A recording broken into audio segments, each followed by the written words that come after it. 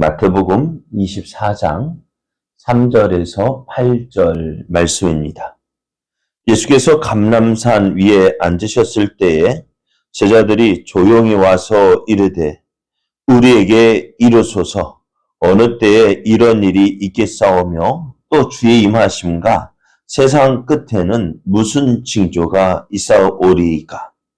예수께서 대답하여 이르시되 너희가 사람의 미혹을 받지 않도록 주의하라. 많은 사람이 내 이름으로 와서 이르되 나는 그리스도라 하여 많은 사람을 미혹하리라. 난리와 난리 소문을 듣겠으나 너희는 삼가 두려워하지 말라. 이런 일이 있어야 하되 아직 끝은 아니니라.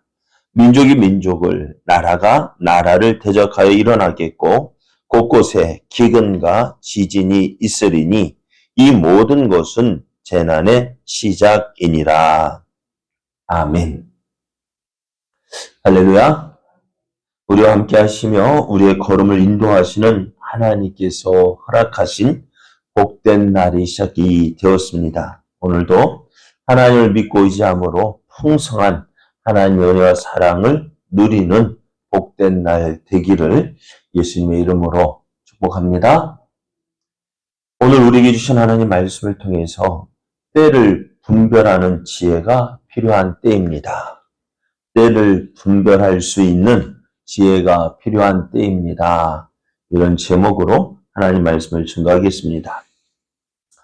예수님과 제자들이 성전에 나와서 가실 때 제자들이 성전 건물들을 예수님께 가리켜 보이려고 했습니다. 제자들은 앞으로 예수님께서 이스라엘 왕위에 등극하게 되면 예수님과 함께 자신들이 누릴 그 권세를 생각하면서 예수님께 성전을 보이려고 했습니다. 하지만 예수님은 앞으로 되어질 그 성전의 그 화려하고 웅장함, 거기에 매료되어서 매료되기보다는 앞으로 되어질 일에 대해서 말씀을 하셨는데요. 지금 제자들이 자랑하고 싶은 것이 뭐예요? 이 성전 몇 년 동안요? 예수님이 그러니까 헤로드 왕이 지금 현재 46년 동안 이 성전을 지금 공사하고 있는 거예요. 그렇게 이제 지금도 아직 성전이 공사가 계속되고 있는데요. 그렇게 제자들이 이제 자랑하고 싶었던 그 성전이요. 돌 하나도 돌 위에 남지 않고 무너뜨려질 것이다 라고 하셨습니다. 이렇게 크고 웅장한 성전이 어떻게 무너질 수 있을까? 그죠? 이 성전이 무너진다는 것, 이스라엘 백성은요, 어느 누구도 생각하지 못할 일이었습니다. 결코 무너지지 않을 것 같은 그 성전이 무너진다라는 말씀을 예수님을 통해서 들은 제자들, 두렵고 떨리는 마음이 생겼습니다. 그래서 예수님께 물었습니다. 24장, 오늘 3절을 보면은 우리에게 이르소서 어느 때에 이런 일이 있겠사오며 또 주의 임하신가 세상 끝에는 무슨 징조가 있사오리까.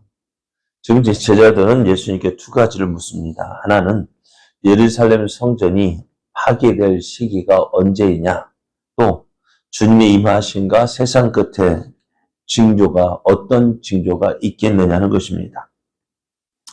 예수님의 제자들의 물음에 예수님은요 이렇게 말씀하셔요. 사람의 미혹을 받지 말라 하십니다. 많은 사람들이 자신을 그리스도라 주장하면서 어리석은 사람들을 미혹해 된다는 것입니다.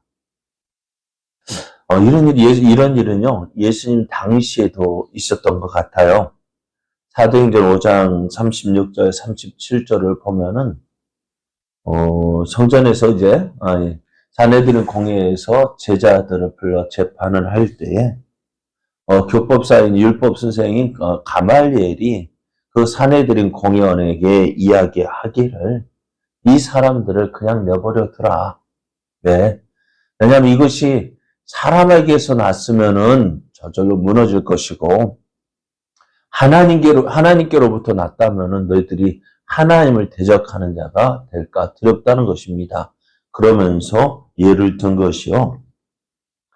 사도행전 5장 36절, 37절을 보면 이전에 드다가 일어나 스스로 선전하며 사람이 약 400명이 따르더니 그가 죽임을 당함에 따르던 모든 사람이 흩어져 버렸고 그 후 호적할 때에 갈릴리의 유다가 일어나 백성을 깨어 따르게 하다가 그도 망한즉 따르던 모든 사람들이 흩어졌느니라 했습니다. 그러니까 예수님 당시, 예수님 태어날 호적할 때라면은 예수님 태어날 당시잖아요. 그때 이미 이제 많은 사람들이 그리스도라고 했던 사람들이 일어나서 백성을 미혹한 일이 있었습니다. 그래서 그러나 그들이 그렇게 일어났을 때 많은 사람들이 그 사람을 따랐지만은 그가 죽은 후에는 다 흩어졌다는 거예요. 예수님께서도 죽으셨을 때 십자가에 죽으시고 이제 그 따르던 사람들 이전에 있었던 그가 가짜이니까 어때요? 진짜 그리스도가 아니고 흩어진 것처럼 예수님이 십자가에 못 박혀 죽으셨잖아요. 그냥 내버려 두면 저들도 흩어지게 될 것이다. 그래서 사람들이 그렇게 하면서 그냥 내버려 두라고 이야기를 했습니다. 자, 오늘 사람들이 예수님께서 그렇게 많은 이적과 기사를 행하셨잖아요. 그런데 그 이적과 기사를 본 경험한 사람들이 하나님의 아들이다라고 인정을 했지만은요. 그렇게 많은 사람이 따르지 않은 이유가 뭐냐? 바로 이것 때문에요. 아픈 상처가 있기 때문에요. 이전에 그리스도라고 해서 많은 사람들이 따랐지만은 그가 죽고 나니까 다 흩어졌거든요.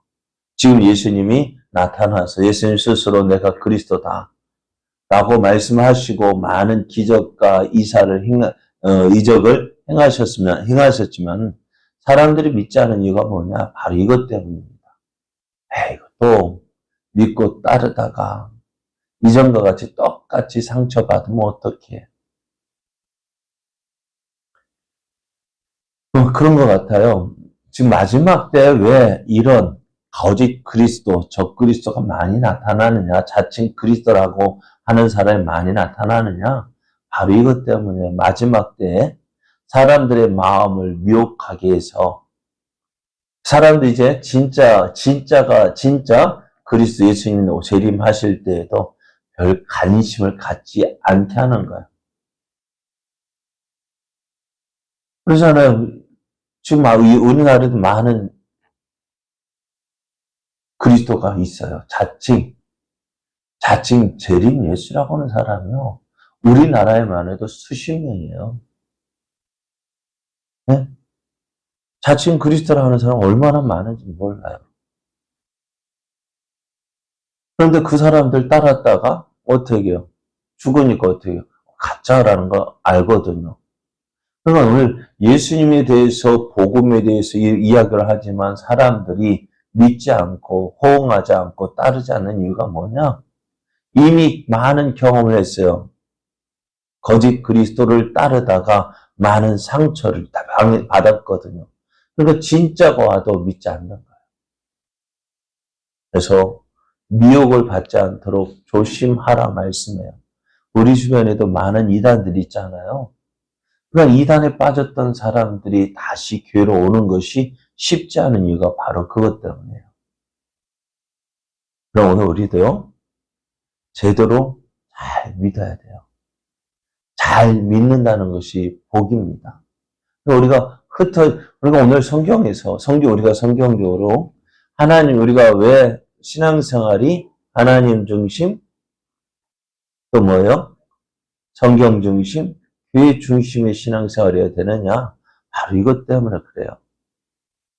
그래서 마지막 때에 우리가 어떤 일들이냐, 먼저 어떤 일들이 그것을 묻기 전에 우리의 마음이요, 미혹을 당하지 않도록 조심하라 말씀합니다. 두 번째로는요, 때가 이르면은 여러 곳에서 난리와 전쟁이 일어나게 되리라 말씀하십니다. 이런 현상들이 이미 선지자들이 하나님의 심판을 경고할 때에 이런 일들이 일어날 것이라 말씀하십니다. 이사야 선지자는 이스라엘에게 하나님의 심판을 예언할 때에 말씀할 때 전쟁이 일어나고 지진이 일어나고 기근들이 일어날 것이다 라고 말씀하셨어요. 오늘 이 시대를 한번 돌아보십시오. 우리가 살고 있는 시대 한번 보십시오. 어떤 일들이 일어나고 있어요? 러시아와 우크라이나 지금 전쟁이 일어나 1년이 다 돼가도록 싸우고 있고요. 옛날 트리키아랍니까? 터키 지역, 터키와 시리아에 어떻게요? 지진이 일어났죠. 또 곳곳에는 강추위가 들려오는 소식들이 이런 소식들이 일어날 때 이런 소식들이 들리잖아요. 보고 있잖아요. 근데 우리는 어때요? 그런가 보다라고 생각하잖아. 그런데 왜 이런 일이 일어나는지 우리는 깨달아야 돼. 자, 오늘 제자들이 예수님께서 이 말씀을 전하실 때, 제자들이 듣고 보니까 큰일 아니에요? 지금 이러한 일들이 예수님 당시에도 일어나고 있는 거예요. 그런데 큰일이지만 이것이 두려운 것이 아니에요. 왜? 더 큰 일이 뭐냐? 지금 제자들이 볼 때에 미혹하는 자 일어나고 나라 곳곳마다 전쟁이 일어나고 기근이 일어나고 그것만 봐도 큰일인데요. 이게 큰일이 아니래요. 왜? 이것이요. 끝이 아니라 시작이거든. 7절, 8절을 보면 민족이 민족을, 나라가 나라를 대적하여 일어나겠고 곳곳에 기근과 지진이 있으리니 이 모든 것은 재난의 시작이다고요. 끝이 아니라 시작이라고요. 그러면 뒤에 어떤 일이요? 이것보다 더 큰 일들도 일어난다는 것입니다. 예수님 앞으로 일어날 일들을 제자들이 말씀하셔요. 그 일들 큰 일입니다. 큰 어려움입니다. 그래서 우리가 이 일을 보면서 어떻게 하지? 두려워하게 만듭니다. 하지만 이러한 일을 모르고 당하면은요, 큰일입니다. 그죠? 사람들이 두려워하는 일이 뭘까요? 모르기 때문에 모르고 있다가 어느 날 갑자기 이런 일 닥칠까봐 겁이 나고 두려운 거예요. 그런데 이러한 일이 일어날 것을 미리 알고 있다면 어떻게 될까요? 물론 큰일은 큰일입니다만은 어떻게 해요? 모르고 그 일을 만났을 때보다는 어떨까요? 충격이 쳤다. 미리 준비하고 대비하면은요. 이런 일이 일어나면 어떻게 한다고요? 준비해야죠. 이런 일이 일어날 것이라고 보면 우리는 어떻게 해요? 준비를 해야죠. 예수님께서 제자들에게 말씀하신 이러한 일이 일어날 것이라고 말씀하신 이유가 뭘까요? 모르고 당하는 것보다는요. 이 일을 미리 말씀해 너희들이 미리 대비하라는 거예요. 이런 일이 일어나면은 무엇을 준비하라고요? 종말의 때가 왔구나. 예수님이 다시 오실 때가 됐구나. 깨닫고 준비하라는 거예요. 어떻게 준비할까요? 어떻게 준비해야 될까요? 지금 말씀드린 것처럼 주님 오실 때가 다 됐으면 알면서도 어떻게 우리는 너무 느슨하잖아. 등 따스고 배부른 거 어떻게 너무 느긋하잖아요. 그죠? 그런데 이런 일이 일어났다면 어떻게 해요? 우리 느슨해졌던 믿음을 다시 이제 세워야죠. 네? 다시 우리의 믿음을 점검하고요. 우리의 믿음을 다시 굳게 세워야죠. 그래야 주님 오실 때 되면 어떻게 해요? 준비된 기름 준비한 5 처녀처럼 준비하고 있어야죠. 근데 어때요? 준비한 처녀와 준비하지 못한 5 처녀, 결과가 어떻게 되어져요? 신랑이 온다라는 소리 다 알고 있었어요. 그죠? 알고 있었지만은 언제 올지 모르기 때문에 우리야 지금 결혼식 시간이 정해져 있대. 그 신의 혼례가 정해집니다만은 예수님당 결혼식은요, 신랑이 와야 되는데요. 온다라고 하는 신랑이 언제 올지 모르거든. 그러나 분명한 거 어떻게 해요? 친조들 있잖아요. 오늘은 오긴 올 건데 언제 올지 모르지만은 준비해야죠. 미련한 5 처녀가 아니라 기름 준비한 슬기로운 5 처녀가 될 때에 이런 일이 보면 이런 일 일어날 때 준비해야지. 그렇습니다. 예수님께서 이 일들을 미리 말씀하신 이유가 뭐예요? 준비하라는 것입니다. 마태복음 16장 1절에서 3절을 보면 이렇게 말씀하셔요. 바리새인과 사두개인들이 와서 예수를 시험하여 하늘로부터 오는 표적 보이기를 청하니 예수께서 대답하여 이르시되 너희가 저녁에 하늘이 붉으면 날이 좋겠다 하고 아침에 하늘이 붉고 흐리면 오늘은 날이 굳겠다 하나니 너희는 날씨는 분별할 줄 알면서 시대의 표적은 분별할 수 없느냐라고 책망하시잖아요. 우리는 어떻게 해요? 때를 분별할 수 있는 지혜가 필요한데요. 지금 보십시오. 어떤 때입니까? 느긋할 때가 아닙니다. 준비해야 할 때입니다. 깨어서 준비해야 할 때입니다. 오늘 이러한 때 우리 어떻게 해야 될까요? 다시 한번 우리의 믿음을 점검하십시오. 기름 준비가 잘 되어 있는지, 아무것도 없는 빈 기름통 들고 준비 다 됐다고 생각하면 큰일 납니다. 잘 준비하십시오. 잘 준비합시다. 그래서 주님 오실 그날 부끄러움 당하지 않고 정말 기쁨으로 주님 맞이할 수 있는 저와 여러분 되어지기를 예수님의 이름으로 축복합니다.